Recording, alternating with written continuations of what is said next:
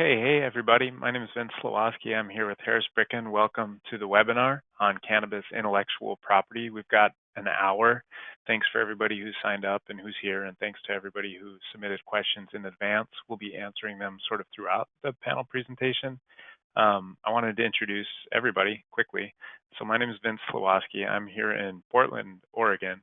I'm a business lawyer, and I know a little bit about IP, not as much as the other three pros here. I do soft intellectual property from time to time. I have background experience filing trademarks and some music copyright and other types of stuff. But the three people who are mostly going to be speaking today are kind of light years beyond. So in one corner of your screen, you should see Jihee Ahn. Jihee Ahn is a commercial litigator, and she's an accomplished IP litigator. She's litigated patents, she's litigated copyright, she's litigated trademark.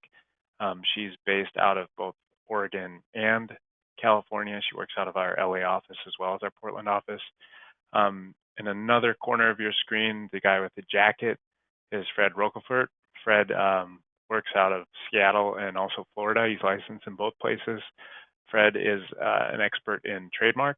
So he does a lot of trademark prosecution, which is the term for actually filing and acquiring the trademarks, not fighting over them. And he does like a lot of licensing and copyright work as well. And then in the other corner of your screen, the guy without the jacket is Paul Coble. And Paul is a very experienced intellectual property. He does both, actually. He does prosecution on the patent side. He always has. That means acquiring the patents, but also litigating them. And he's been to several court cases and jury trials and such, and I'll let him talk a little bit more specifically about his experience on that. But Paul is based in Arizona, in Phoenix, Arizona office. So that's kind of it. Again, if you have questions and you didn't have an opportunity to present before the presentation or when you logged on and registered, feel free to type them in throughout. We'll get to as many as we can, and we may write like a follow-up post on the CannaLaw blog addressing things we didn't get to, but we'll do our best here in the hour. So hopefully you can all see my screen. I'm going to try to go to the first slide, and I'm just going to cover this one. It's types of intellectual property, and this is what we're going to cover today.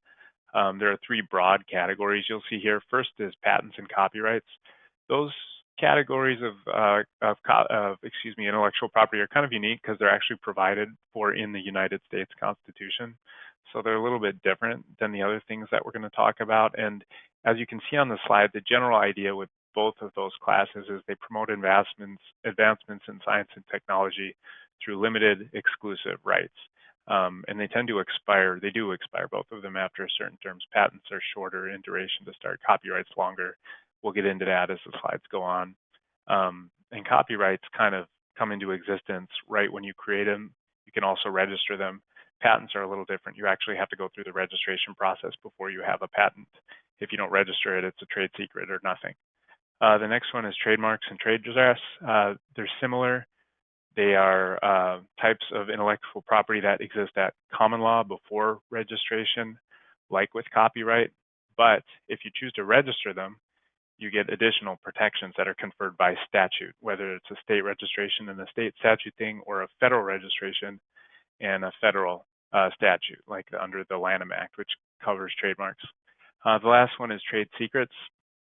Trade secrets is, as it says, they're kind of a catch-all protection for valuable commercial efforts. If you have a trade secret, its value is in that you're the only one who knows what it is and how to use it and how to monetize it and how to leverage it, unless you share sort of limited exclusive rights, maybe with other people under licensing agreements where non-disclosure is required. So one of the more famous trade secrets that people generally cite is the recipe for Coca-Cola, right? Nobody knows exactly what that is. That's a trade secret that has been kind of kept under lock and key for, I don't know how long, over 100 years. So those are the really broad categories of intellectual property. And now we're going to go to the next slide. We're going to start by covering copyright. Fred, I think you were going to cover that one, so I'll let you self-introduce a little bit better than I did if you like, and then take it away. Thank you, Vince. Once again, my name is Fred Rocafort. Within the intellectual property realm, I mostly focus on trademarks, but also do some copyright work as well. In another life, I was working based out of Hong Kong for a consulting company focused on brand protection, intellectual property protection, and that gave me my focus at that time was very practical. My focus was on finding counterfeits, getting them off the streets, helping my clients deal with the issues that they were facing in the real world. And even now that I've moved into the more what we could properly describe as the legal side of things, that experience still informs the way that I look at these issues, and that may become evident as we carry on with our discussion.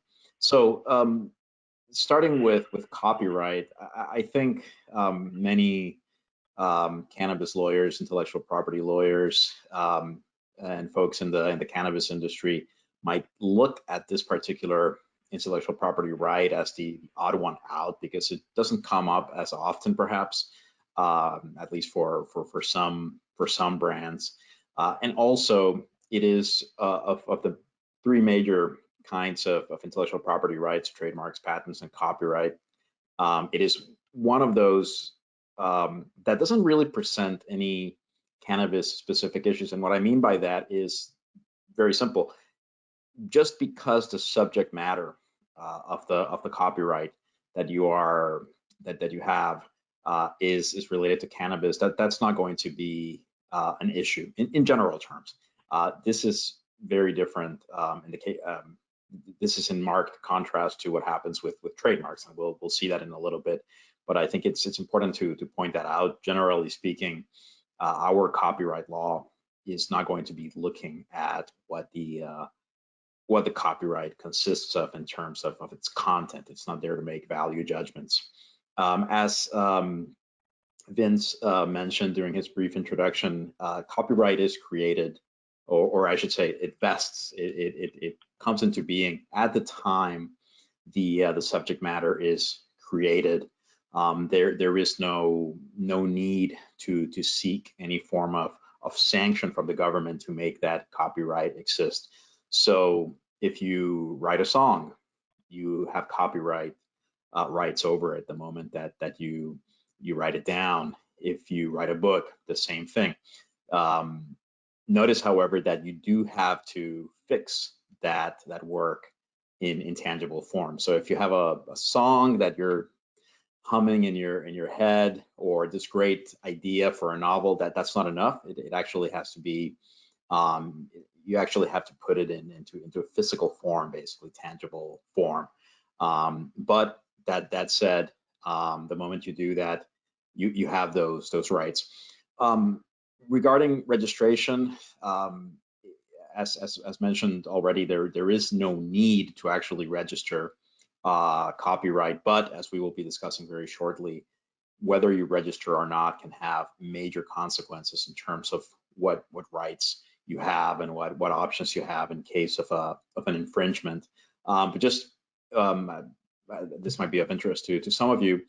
There are actually countries where there is no copyright registry, right? So this goes to show how copyright is traditionally seen as something that just comes into being when a work is created, rather than something that the government decides you have or not. And this can be very useful when going abroad. In some cases, it might be difficult to obtain protection for a trademark when you go overseas, but that copyright, many countries will recognize those copyright rights just on account of the fact that the work has been created. Next slide, please. So let's turn now to the subject of copyright litigation. As I mentioned before, registration is going to be key in this sense. And I'd like to turn things over to Jihee for her thoughts on the issue of litigation, and maybe give us an overview of what litigation looks like, and what perhaps some tips on how to come up with a good strategy with a view to potential litigation. Thanks, Fred. So hi, everyone. My name is Jihee Ahn, and like Vince mentioned, I'm a full-time litigator. I have litigated all three categories of IP that we are going to be talking about today.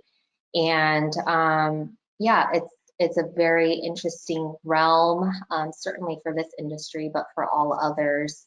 And I will be kind of weaving in and out of the presentation to talk about infringement litigation, giving an overview and going through the elements that need to be established, and then provide some, I guess, tips or strategy that, we typically want our clients and potential clients to be mindful of. Shifting gears to copyright litigation, and more specifically infringement litigation, there are a few things that I'll emphasize or clarify when thinking about protecting your copyrights from a litigation perspective. So as Fred kind of explained during his segment, copyright law affects, an individual's rights and ability to essentially do things like use a work or reproduce a work, distribute a work, perform a work, and so on. And copyright infringement lawsuits come up or arise when someone's copyright is violated, meaning when an infringer will reproduce the work or distribute the work, etc., without the copyright owner's permission. So if we could go to the next slide. There are, I think we need to go back one to the elements. So what are the elements of a copyright infringement lawsuit? I have 4 points in the presentation there, but really they kind of boil down to 2 major elements. So the first element is ownership of a valid copyright, and that kind of encompasses points 1 through 3 there. And an infringement complaint needs to establish, which original work was violated, that the plaintiff actually owns the copyright in the work, and that the copyright has been properly and legally, lawfully registered.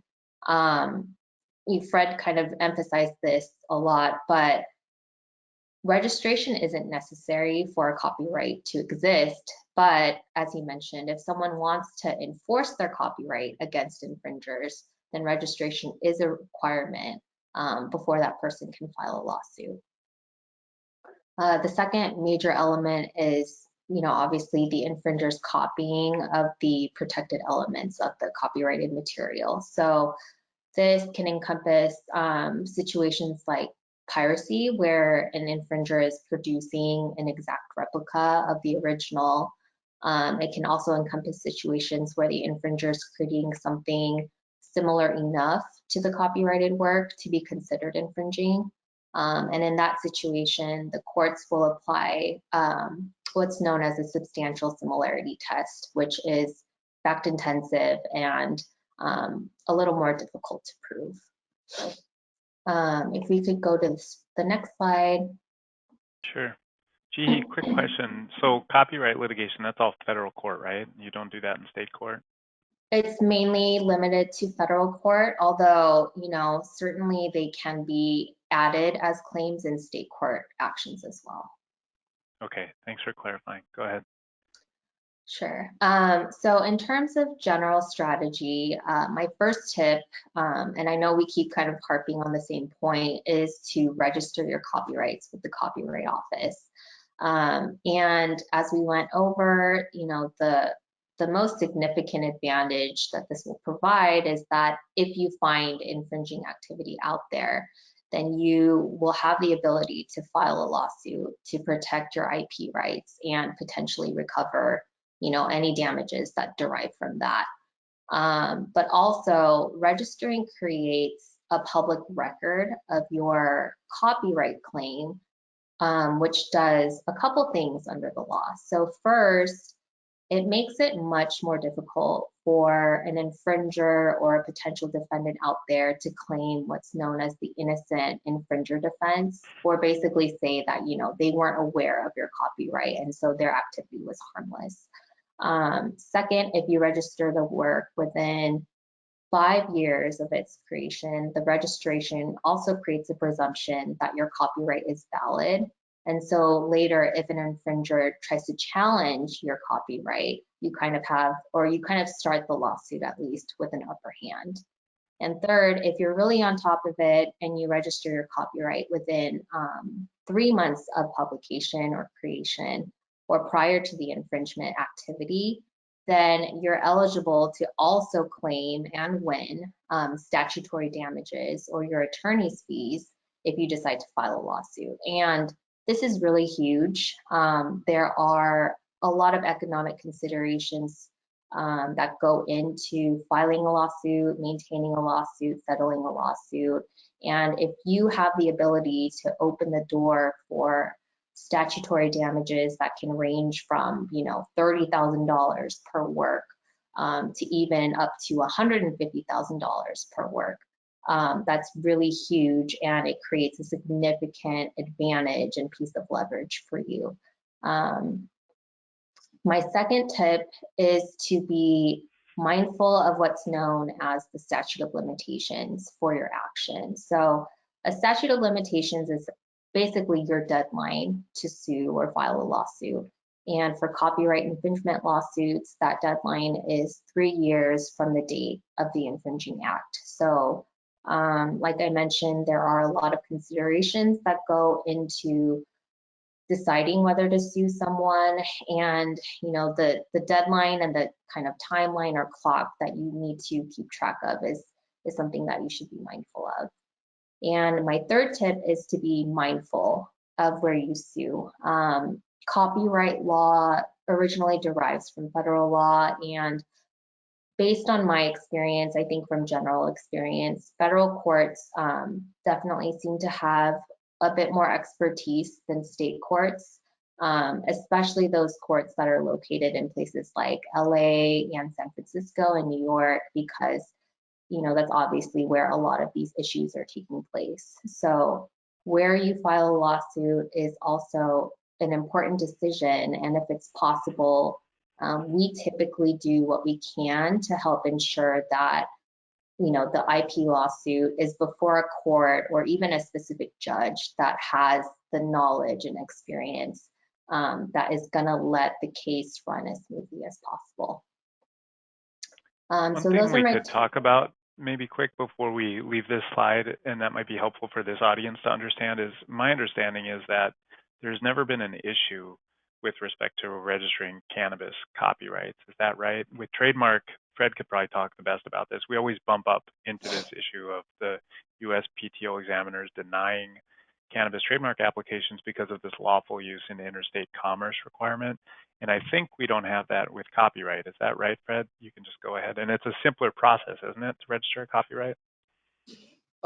With regard to your first question, yes, in general, there are no issues when it comes to registering a copyright that covers something that is cannabis related. And I mean, I say in general just because I'm a lawyer and I always have to qualify things in that way, but I've never encountered a situation where there's been an issue involving because of the fact that it's a cannabis related copyright where there have been any issues. And in fact, if you look at some of the examples of copyrighted works, songs, by different artists that are about cannabis, right? Books about cannabis, right? It's not going to be an issue in the way that it can be with trademarks, as we will see. And in terms of whether it's simpler to register, I mean, I guess trademark registration can in some cases be rather straightforward as well. So I don't know that I would go that far. But that said, with trademarks, there are a number of issues that can come up, and we'll be looking at those in the soon. And those issues don't come up with copyright, just because of the different nature of the right. So I guess you could say that overall it is more straightforward. And they're cheaper to register too, right? I mean, the fees that you pay to on ecopy.gov or whatever it is are a lot cheaper than the trademark registration fees, aren't they? Yeah, I mean, trademark registration is reasonable as well. So it's not. I mean, I wouldn't want to overstate that point, but sure, it can be registering a copyright is a relatively inexpensive endeavor. So So yeah, I think for a lot of brands, especially, and then this is perhaps a good segue into the trademark section. Sometimes a brand will not be able to register their trademark for any number of reasons, and registering a copyright can be an option. Sometimes there are different objections that brands have, including the fact that, well, we'd have to register, we'd have to get copyrights for all of these different works. But again, because the cost of doing so is not that elevated, it might not be such an issue. So with that, perhaps I can jump into trademarks. Okay, next slide, please. So here's one definition of a trademark. I think a lot of people have a general sense of what a trademark is. So here's an actual definition, pretty simple one: a word, phrase, symbol, design, or combination of these things that identifies your goods or services. There are what some people call non-traditional trademarks, things like sounds, things like scents. We won't really touch up on those today, but just for your own general information, be aware that there are trademarks that do not fall under this simple definition that I've provided, but the vast majority of them do. So we're talking things like business names, things like slogans, things like logos, things like taglines.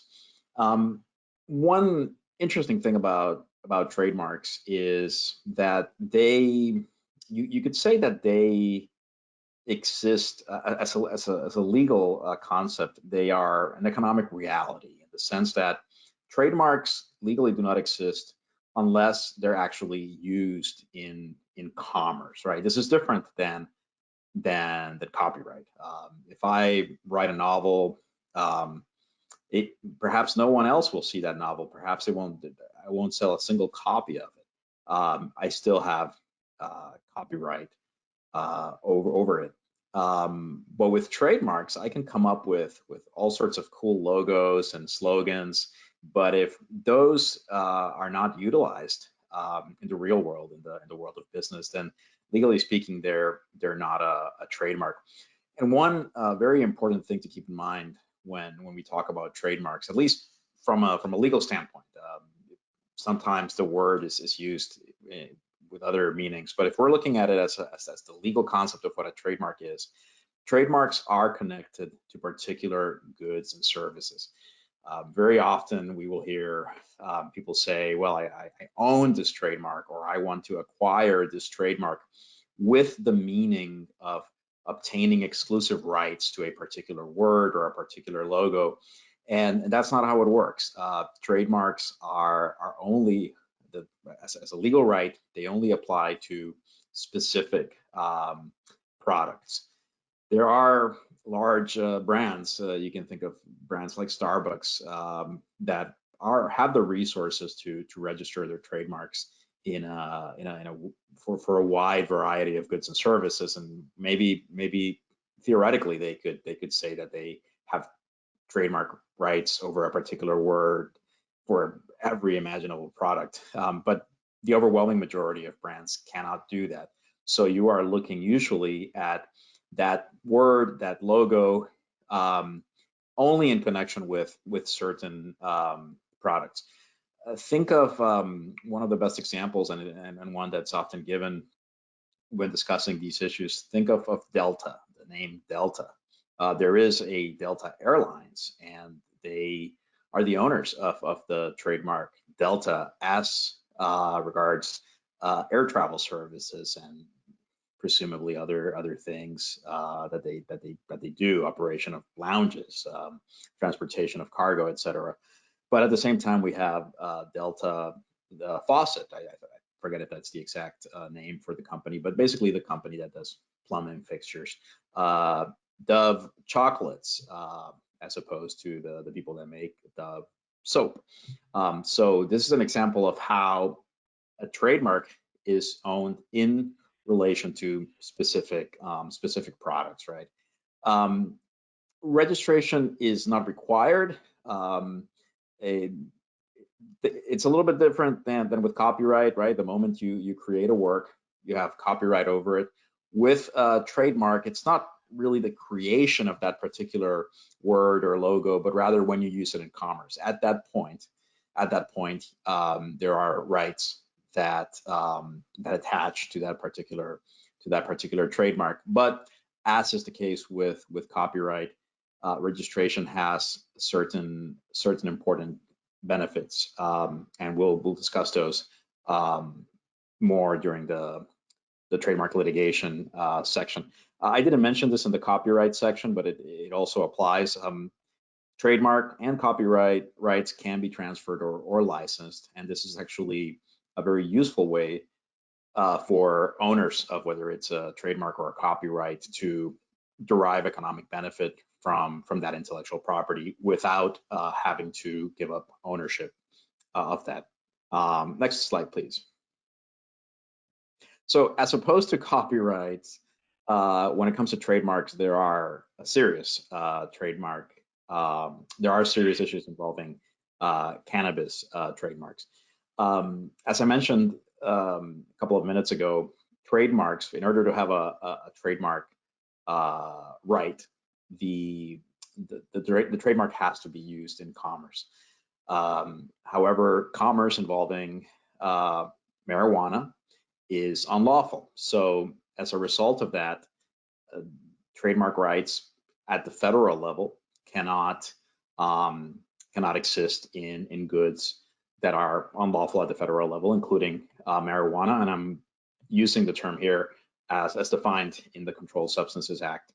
We'll also talk a little bit more about this in a minute, but also the same thing goes for many of the CBD products that are considered unlawful under the Federal Food, Drug, and Cosmetic Act.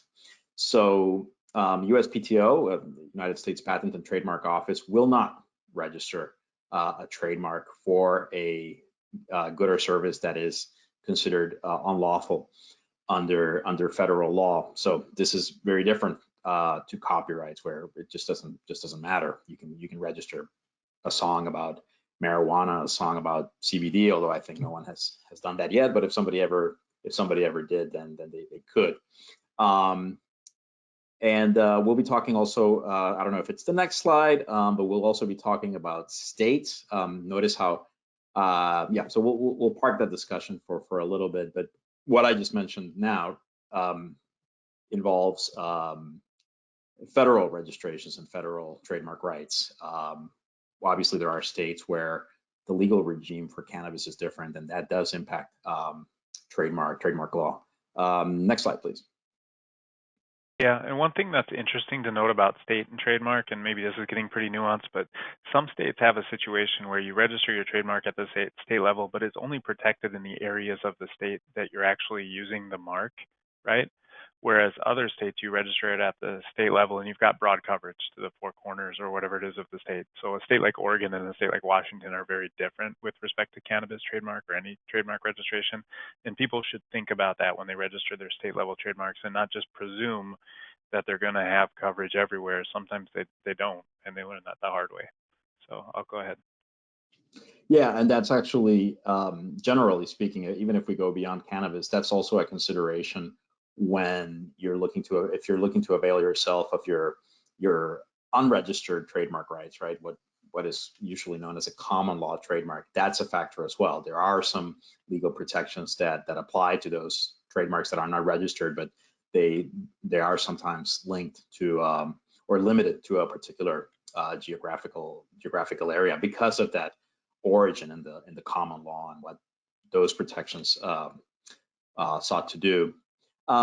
So if let's say a brand does offer unlawful products that are unlawful at the federal level, whether it's cannabis over the 0.3% threshold or CBD products that are considered unlawful by the FDA, what can they do? Well, a common strategy is to register their trademark or trademarks for adjacent goods and services, or what some people call ancillary, or there's a variety of names. But basically, we're talking about registering that trademark for something else. Very common scenario is for brands to register those trademarks for merchandise, such as T-shirts, lighters, matches. In some cases, those products might form a product line that the brand really wants to protect. In some cases, maybe it's just a way that the brand gets some trademark protection in place. But as you can see, it's not that difficult, frankly, to find an item, right? That even if the brand is only selling those cannabis products, it's not, things like matches, things like lighters, things like ashtrays, things like baseball hats. It's just not that hard to get into that place where you can start, where you have other goods that can get that trademark protection. This all said, I think it's important to go back to basics when coming up with your trademark strategy. As the slide says, the idea should not be to register a trademark. I sometimes start working with a new client, and I see that at some point in the not so distant past, they applied to register a trademark. They included a number of products that were not going to create issues with USPTO, right? Their T-shirts, their sunglasses, their playing cards.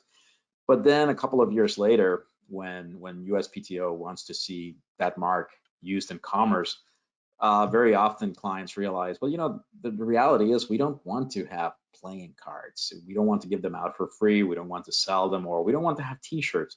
So it's important to keep this in mind, right? It's great to have trademark protection of some sort and to have that registration that shows to the world you're a legitimate brand, but don't. I guess you also have to keep bringing back those registrations to the real world business model that you have, and it may not make that much sense to register a trademark for something that you just don't plan on offering in the future. Next slide, please. So just very briefly, I already touched on this. Basically under federal law, there are products that are not considered controlled substances, so they are not they are legal from the point of view of the Controlled Substances Act, but they are unlawful under other laws. And specifically, this comes up in the context of the federal Food, Drug, and Cosmetic Act. Lots of CBD products and just other hemp products as well that are unlawful under the provisions of that law, and the same thing applies. The same logic applies. These products are not lawful at the federal level. You can't register a trademark for them. And by the way, in case you're wondering, this is not a cannabis-only concern. The federal government is not out to get cannabis brands only. In fact, this issue of whether a trademark is used on products that are legal has come up in connection to a broad range of products. One case that I looked at involved Cuban cigars. Those Cuban cigars it was unlawful to import them into the United States under the laws on Cuban trade, and so USPTO said no, we can't register that trademark in the United States, right? So it's not a cannabis only thing. One thing to keep in mind when it comes to the FDA regulation of hemp products, there are gray areas. So, for example, the law has some provisions regarding drugs, as in medicines, not as in narcotics. but it's really not clear what constitutes a drug or not, right? It's a very subjective definition, and the federal authorities will look at a broad range of information to make that determination. So be very careful about what you're putting out there, because if you're telling the federal government, no, this is not a drug, this is not being used to treat any particular kind of ailment, and your website says something else, then federal government is going to say, no, that's a drug. And then that's going to have some implications for trademark rights. Next slide, please. Yeah, on that point, I think I even came across one case where the business wasn't putting that kind of stuff on its social media, meaning those claims, but customers sort of were putting testimonials and the business wasn't taking them down, right? Is that right? And FDA looks, so it's not only that you have to be careful what you put up there, but it's what you allow to be put up there, because all of that can be used again. Is that right, Fred? That's absolutely true. We've even seen customer reviews on Amazon come up, and that wasn't even that was actually in the context of paraphernalia. Customs, U.S. Customs and Border Protection relied partly on comments made by consumers on Amazon saying, hey, this product is great for this. And if you went to the website of the actual brand, there was no mention there of cannabis at all, but that's what the customers said, and Customs had no problems relying on that to decide that, yes, that product was drug paraphernalia. Just to summarize this slide, very often the question comes up, well, what's going to happen if and when we have legalization at the federal level? What's going to happen with trademarks? And the simple answer is nobody knows. There are precedents that might that might be utilized, but there is no guarantee that this is going to be the case. In general terms, when people ask me, what I try to the best advice that I can give is try to the extent possible to register that trademark for goods that are as related as possible to those goods that are currently not lawful.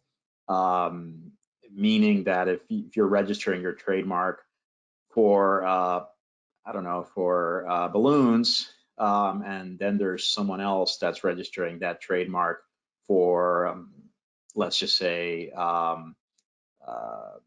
something that's more related to cannabis, right? Whether, I don't know, could be hemp research or something like that.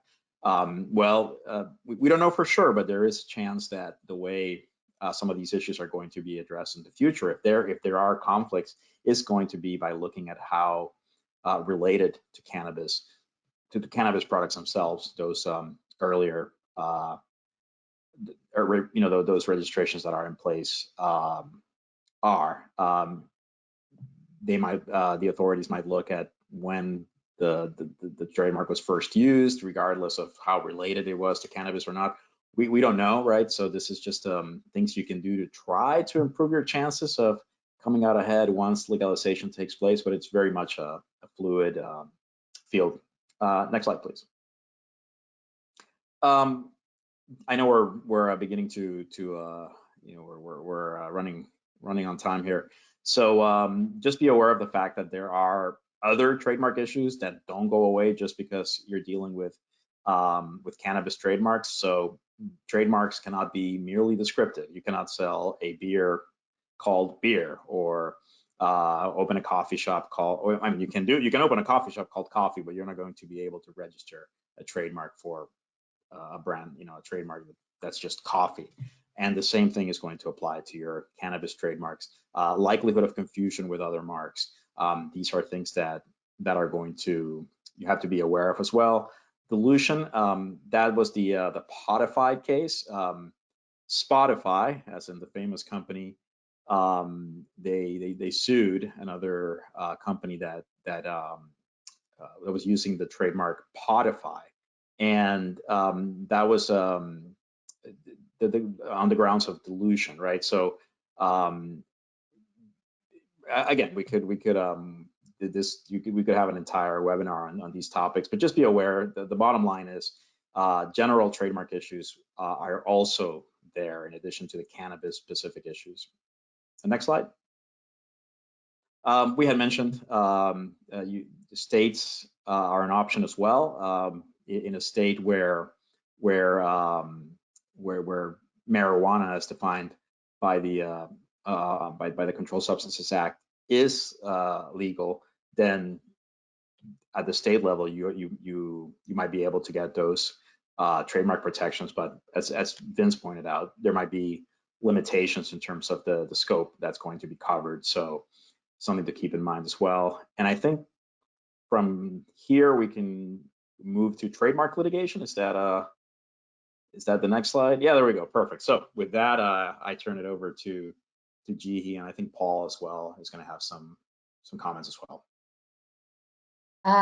Yeah, we are definitely running a little short. So I'm going to kind of breeze through my slides just because Fred touched on a lot of what they include. So as an introduction, Vince mentioned that the source of trademark law is generally the Lanham Act, is probably the most cited. There are also state-based statutes and claims that can be claimed in lawsuits. You'll see there Section 21 of the Lanham Act deals with infringement of registered trademarks, and it imposes liability for infringement. And that means, if a defendant uses any reproduction, counterfeit, copy, or imitation in commerce that is likely to cause confusion. And Section 43 deals with what's known as unfair competition, and that broadly prohibits the use of misleading or confusing words or false advertising, essentially. If you go to the next slide, I have a breakdown of the 5 trademark elements that need to be established in any claim. I don't think we need to go through this one by one, but obviously first you need a valid trademark. I will highlight here that the 4th element, which is the likelihood of confusion, is generally where court cases kind of come down on. Because like we mentioned, the whole point of this area of law is to prevent consumer confusion and distinguish one's brand and product from others. So whether there's a likelihood of confusion is assessed by, usually in most cases, assessed by applying a multi-factor test. Here on the West Coast in the 9th Circuit, that test is a run through of what is known as the 8 sleek craft factors, and they include things like the strength of the plaintiff's mark, the defendant's use of the mark, the similarity between the 2 marks, whether there have been instances of actual confusion, and things like that. And it's a flexible test. Not each factor is going to hold the same weight. And so, for example, some case law provides that if the 2 marks are very similar, or if there have already been instances of confusion by consumers of the 2 brands or the 2 products, then that is going to kind of sway the court to find that likelihood of confusion. If you go to the next slide, I'll quickly go over. So first, we've talked a lot about the fact that federal trademark registration is not available for most of who our audience is today. But if you are in a state where state registration is available, we always encourage our clients to take advantage of that. And again, if registration for ancillary or related products makes sense, then that should be taken advantage of as well. The statute of limitations, or the deadline to sue, is typically a 4-year deadline for infringement claims and unfair competition claims. And here, for trademark litigation specifically, I always run through with my clients whether it makes sense to pursue preliminary relief when a case begins. And that just means requesting a temporary restraining order, or TRO, that would go into effect pretty immediately, or requesting a preliminary injunction that would hold during the duration of the lawsuit. And I mentioned this specifically here because lawsuits can take a long time. You know, they are most often multi-year processes, and a brand can be pretty damaged while it's in the middle of a lawsuit fighting an infringer. So, you know, for example, if consumers are going to be continuously confused about your brand versus another brand because the marks are similar or what have you, that is real confusion that could ultimately drive away revenue from you and your business. So that's an option that I like to have clients consider on the front end. Okay, let's talk patents. Paul, I think you're going to handle this. Why don't you self-introduce? I didn't introduce you all that well, and then get into it. No worries. I'll do a quick brief introduction. My name's Paul Coble. Like Fred and Jihee, I also practice the other types of intellectual property, but I am also a registered patent attorney, meaning that I'm licensed to practice before the U.S. Patent and Trademark Office, writing, prosecuting patents, as well as post-grant reviews. So I've been doing intellectual property and patent law for about 15 years and have been in the cannabis industry properly for about 5 years now, both legally and operationally as part of some ancillary companies. So I'm very attuned to some of the unique challenges and issues in the cannabis industry for intellectual property. So let's get into patents. All right, so patents are, unlike copyrights and trademarks, patents have the ability to protect underlying functionality of an invention, how a device actually works.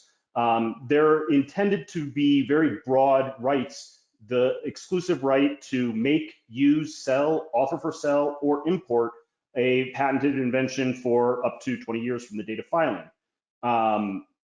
The requirements for a patent are a little bit higher than some of the requirements for example, copyright or trademark, and patent applications get a much more rigorous examination to ensure that the invention is truly new, and it has to be not only new, but it has to be an inventive step above everything else that currently exists or that the examiner can find, and we'll get to that in a second.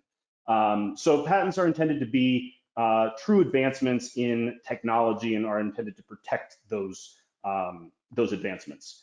The US in 2012 moved, like the rest of the world, to a first to file rule, meaning that if there's a debate between who invented it first, whoever got to the patent office and submitted their application first wins.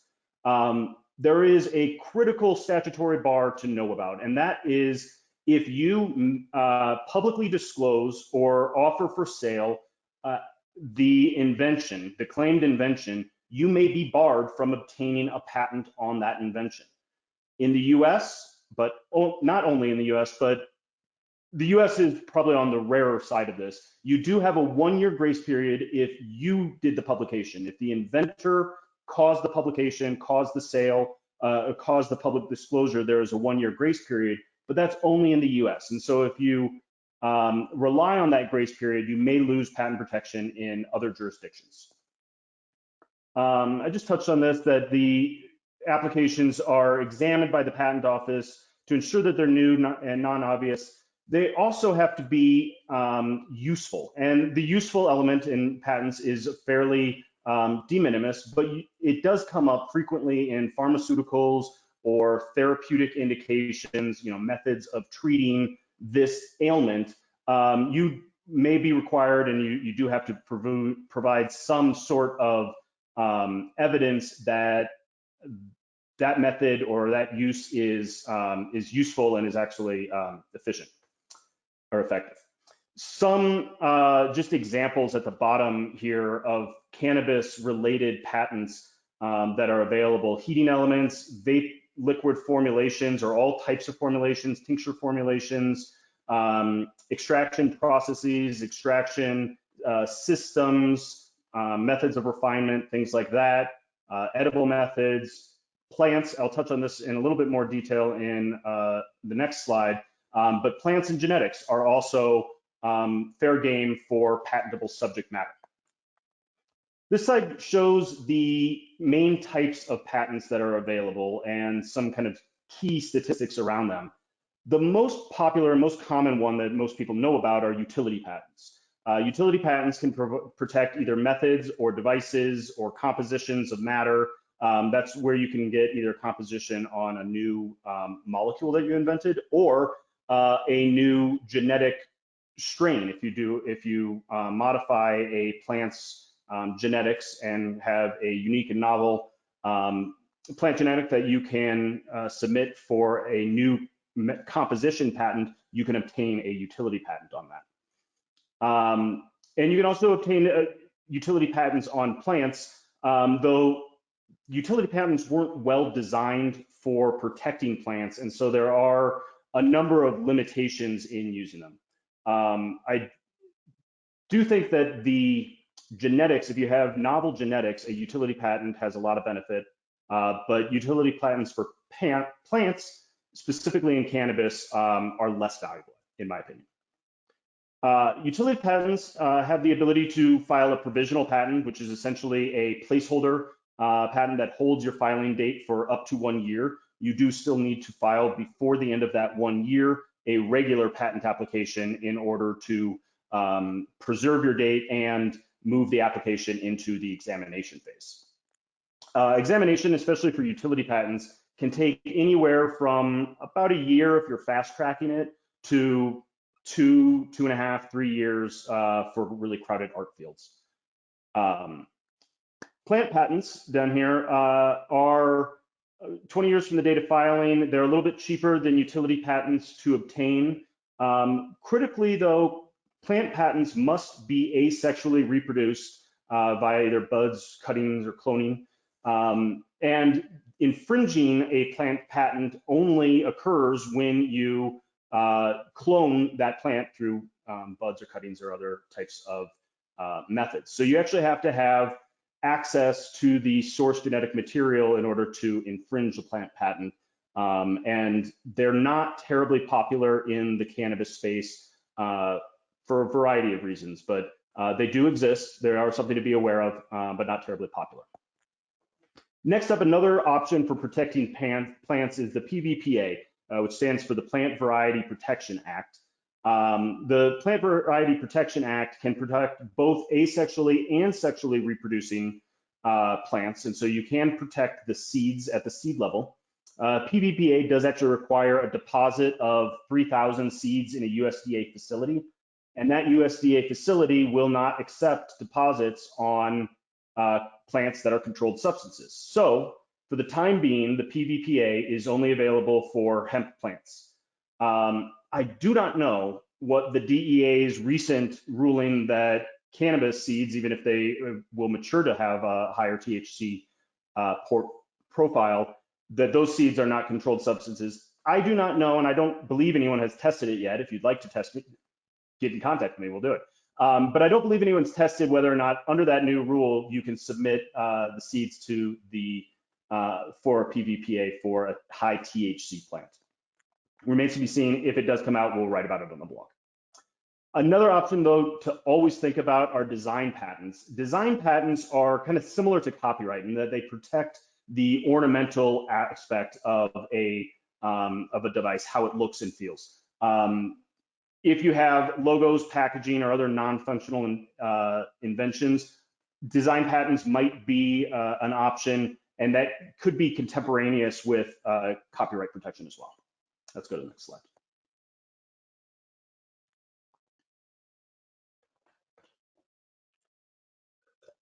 All right, this is a really interesting case study that I used to bring up two big problems in cannabis with cannabis patents. On the left is a claim from producing Delta-8 using toluene and a toluene-based acid quenching with sodium bicarbonate. Very simple process. I showed this patent when it issued a couple of months ago to a bunch of cannabis manufacturers, and they all said, "Yeah, we've all known about this. People have been doing it for years." Then I asked them to send me a written product dated before this patent's filing date, and only one person could do it. And that shows a unique problem in cannabis, and that is there's a lot of knowledge here, but a lot of that knowledge has not been written down, or at least written down in the sources that are checked by US Patent Office examiners. Those sources are traditionally patents and academic literature, and prohibition has caused both of those to be stunted. So we're seeing a lot of bad patents that issue just because an examiner couldn't find any prior art. So I assumed this was kind of one of those patents until I looked at the actual patent itself and saw that the examiner cited only one other patent, completely irrelevant, and the Wikipedia entry for distillation. That's it. That's all the patent examiner could find on this. I spent 5 minutes on Google Patents and found the patent on the right, which describes the exact same process using the exact same reagents in the exact same order to produce the exact same Delta 8 THC, and it was filed 20 years before. Why the examiner didn't find this is another big issue that affects actually all patents in all industries, and that's that examiners just aren't given enough resources to go out and find the prior art. So a lot of patents in all industries, but particularly in cannabis, are issuing that should not issue. They're way too broad. If they try and be enforced, they will likely be invalidated by a court. They might be subject to some sort of post-grant review or other type of challenge. So separating out good patents from bad patents is a big challenge in the cannabis industry and will remain so for probably the next patent generation or 20 years or so. All right, next slide. So what can be done about bad patents? That is a big challenge, like I said, in every industry. On the bottom left-hand corner, the most common way that patents fall is just in litigation. When a patentee tries to assert it, a patent or accused infringer is going to go out there and do as much as they can to find all of the prior art and zealously argue it in a court of law. Judges are notoriously not technophiles, and so some of this technology can often go over their heads. So a lot of patents do fail in litigation for a variety of reasons. Another option in the top right-hand corner are post-grant reviews and inter-parties re-exams. These are methods within the patent office to challenge recently issued patents or recently asserted patents with new prior art that wasn't seen before the patent office. So in the Delta 8 patent before, example in the last slide, conceivably the industry, anyone in the industry could go to the patent office and file a post-grant review and say, here's a patent that invalidates that, it should be invalidated and canceled. And that is always an option. The bottom right-hand corner is kind of the self-help option, which is to seek a non-infringement or invalidity opinion from a competent patent attorney in the field who can say, I'm looking at what you're doing, your device or your method, I'm looking at the patent and its claims, and I do not believe that you infringe this patent. And here is a letter with my signature at the bottom explaining why. Or that I believe that this patent is invalid in view of these other patents, and here's the reasons why. Those types of opinions can serve as insurance from what are essentially the patent version of punitive damages or of willful infringement. So I think the next slide is damages. So let's talk damages real quick. So patent infringement, you can get lost profits, but you have to show a nexus between the lost sales and the infringement, specifically the infringing feature. And sometimes these features are, 1% of a device, and that can be very difficult to show that a consumer bought this product over your product because of that 1% feature. Sometimes it's possible, not always. That's why reasonable royalties, the second major bullet point here, is the most common form of patent infringement damages, where you can assign essentially a dollar value or percentage to each sale, and that then gets multiplied by the infringer's total sales, either by unit or by dollars. Last aspect of damages is what I just mentioned of treble damages. If you know about a patent and either know that you infringe that patent or recklessly conduct your business without determining whether or not you infringe that patent, called willful blindness, you could be found liable for willful infringement, and all of those damages could be multiplied by up to a factor of 3. And that's where we get into some really, really big damage numbers. All right, we're coming close to the end here, so I'll turn it over to Jihee and see what we can finish up with. Yeah, sure. So, I think that was a great overview. I guess mainly for litigation, and Paul, feel free to jump in with whatever you think is most important to address in the next 30 seconds. But patent infringement claims are obviously governed by federal statutes. So we did want to especially note that all cases are filed in federal courts, and even appeals of those cases go to a specific appellate court. At the district court level, where cases are first filed, I think it's important to know that most courts have specific patent case procedures and rules, just because these issues are so complex and intensely technical. So as a general kind of heat of advice, I guess, patent infringement cases certainly are not the type of case that should be handled by someone who isn't familiar and well-versed in those rules and procedures. These are the two patent elements. Basically, the first is to have the plaintiff establish that it owns a valid patent. As Paul noted earlier, registration with the USPTO is the only way to prove ownership. And not only that, it also creates a presumption of validity, meaning instead of the plaintiff needing to prove it has a valid patent, the burden shifts to the defendant to prove that the plaintiff's patent is invalid. So it gives you a leg up at the start of the lawsuit.